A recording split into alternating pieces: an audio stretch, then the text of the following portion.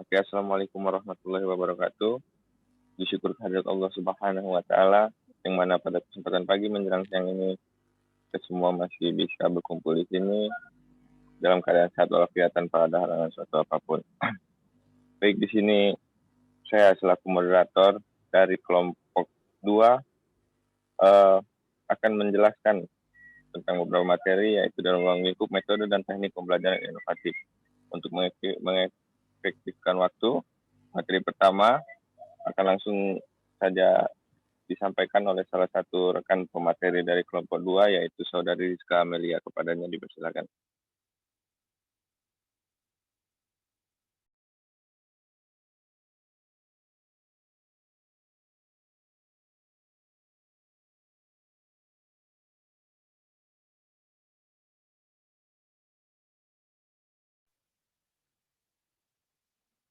Assalamualaikum warahmatullahi wabarakatuh. Di sini saya akan menjelaskan tentang pembelajaran teman sejawat atau peer tutoring. Pembelajaran teman sejawat atau peer tutoring merupakan kegiatan belajar yang berpusat pada peserta didik, sebab anggota komunitas belajar merencanakan dan memfasilitasi kesempatan belajar untuk dirinya sendiri dan orang lain. Pembelajaran akan sukses terjadi jika timbal balik antara teman sebaya dan bersama-sama membuat perencanaan dan memfasilitasi kegiatan tersebut dengan kegiatan belajar kelompok lainnya. Pembelajaran peer tutoring ini dapat dilakukan dengan langkah-langkah sebagai berikut.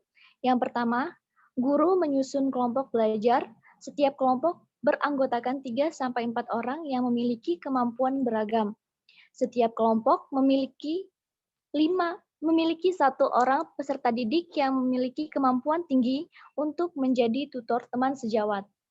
Yang kedua, guru menjelaskan tentang cara penyelesaian tugas-tugas tersebut, baik dengan metode peer teaching, wewenang, dan tanggung jawab yang masing-masing anggota kelompok tersebut. Yang ketiga, guru menjelaskan materi pembelajaran pada semua peserta didik dan memberikan peluang tanya dan jawab apabila terdapat beberapa materi yang belum jelas. Yang keempat, guru memberikan tugas dengan catatan peserta didik yang kesulitan dalam mengerjakan tugas dapat meminta bimbingan kepada teman yang ditunjuk atau sebagai tutor guru. Yang kelima, guru mengamati aktivitas pembelajaran dan memberikan penilaian kompetensi. Yang keenam, guru atau tutor dan peserta didik memberikan evaluasi proses pembelajaran untuk menetapkan tindak lanjut kegiatan selanjutnya.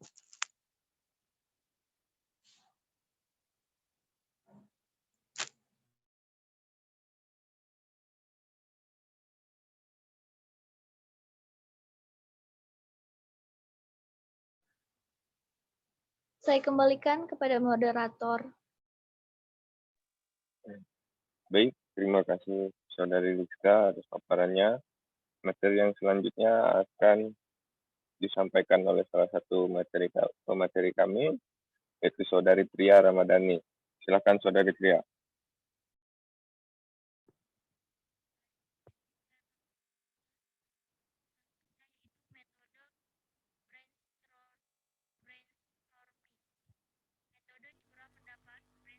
Tria nggak ada suaranya. Iya tah?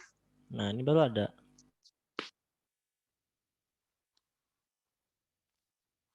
Baik, di sini saya akan melanjutkan tentang metode brainstorming. Metode curah pendapat brainstorming adalah metode pengumpulan sejumlah besar gagasan dari sekelompok orang dalam waktu singkat. Metode ini sering digunakan dalam pemecahan atau penyelesaian masalah yang kreatif dan dapat digunakan sendiri atau sebagai bagian dari strategi lain. Udah ya, Nok?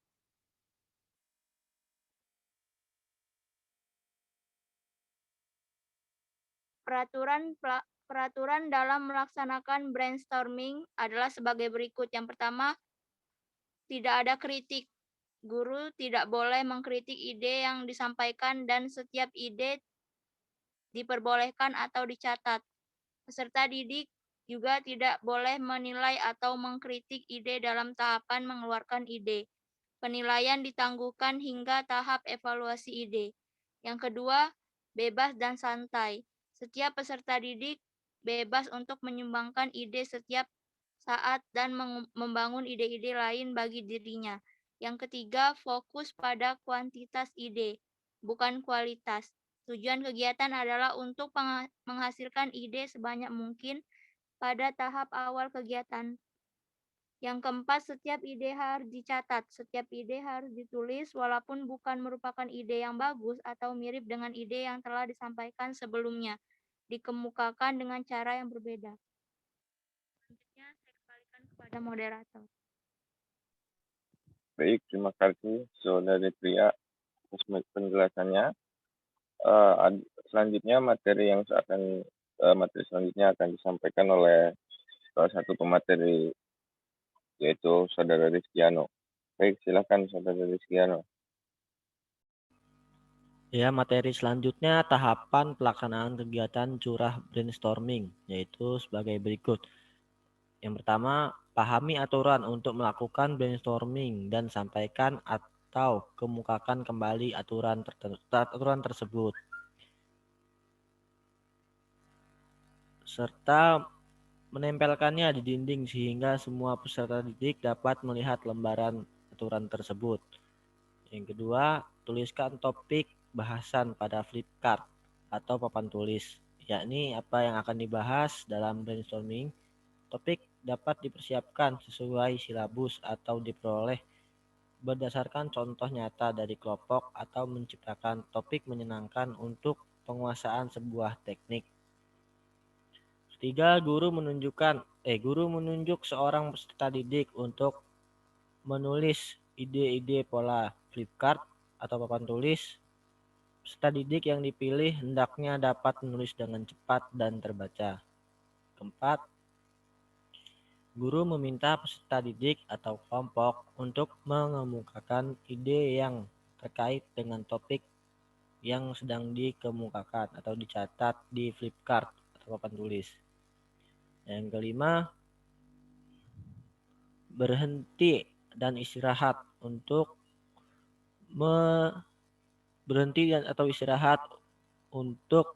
menetaskan ide atau masa inkubasi. Jika direncanakan untuk melanjutkan ke tahap evaluasi pada satu pertemuan, istirahat dapat diselingi dengan diskusi. Yang keenam, tahap evaluasi ide. Evaluasi dilakukan setelah masa inkubasi. Nah, oke, sekian dari saya kembalikan ke moderator. Baik, terima kasih atas penjelasannya dari Saudara Rizkiano. Materi selanjutnya akan disampaikan oleh salah satu pemateri kami juga, yaitu Saudari Dina Ernianti. Kepada Saudari Dina Ernianti, silakan.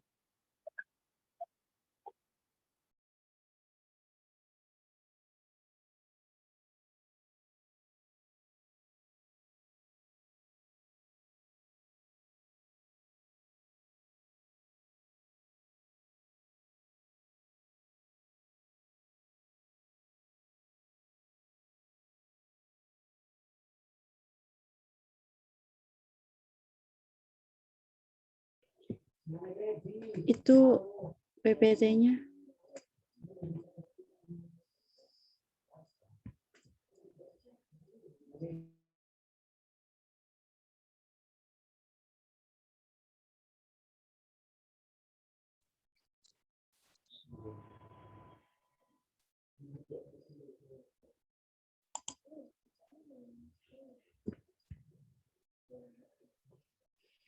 Aduh ya Allah, sinyalnya astagfirullah. Jelek banget nih.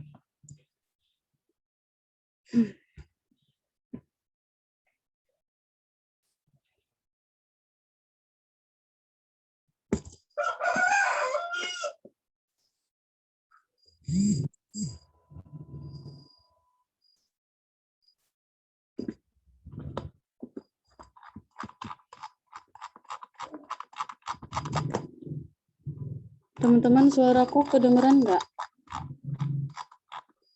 Kedengaran. Dengeran kok. Kedengaran.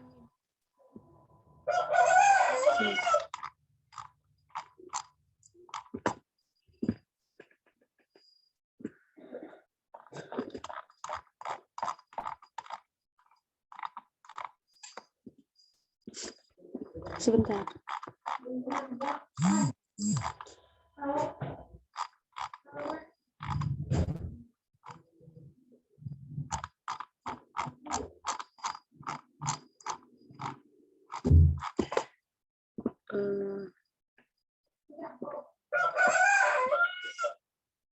Dan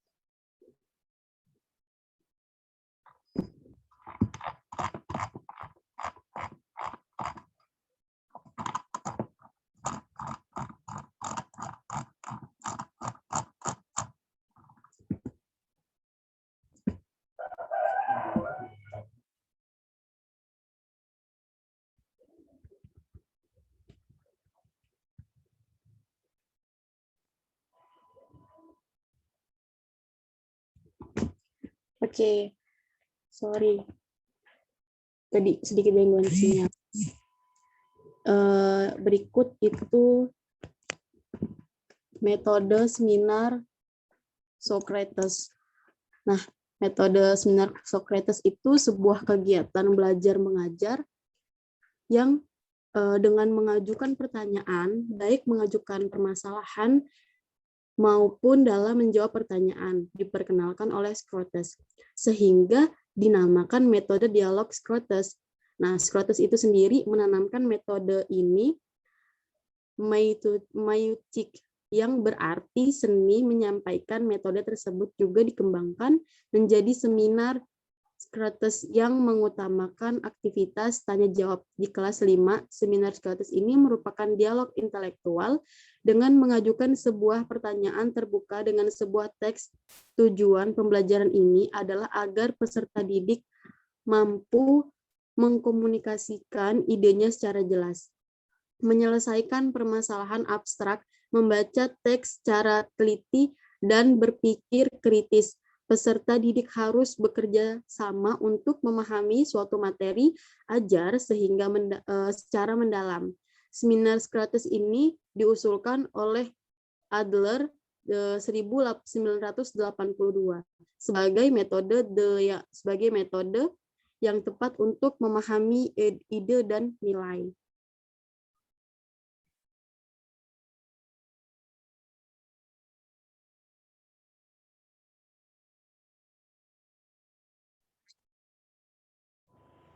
Sinyalnya guys, saya kembalikan ke moderator. Baik, Saudara Lina, terima kasih atas penjelasannya. Dan yang terakhir, yang selanjutnya ini adalah tentang perbedaannya, apa yang akan dijelaskan oleh salah satu pemateri kita, yaitu Saudara Satria Wadana. Silakan Saudara Satria. Baik, saya lanjutkan. Perbedaan dengan metode yang lain dideskripsikan oleh Adler berikut ini. Yang pertama, pengetahuan terorganisasi dan pengetahuan baru dapat diperoleh melalui pembelajaran didaktif,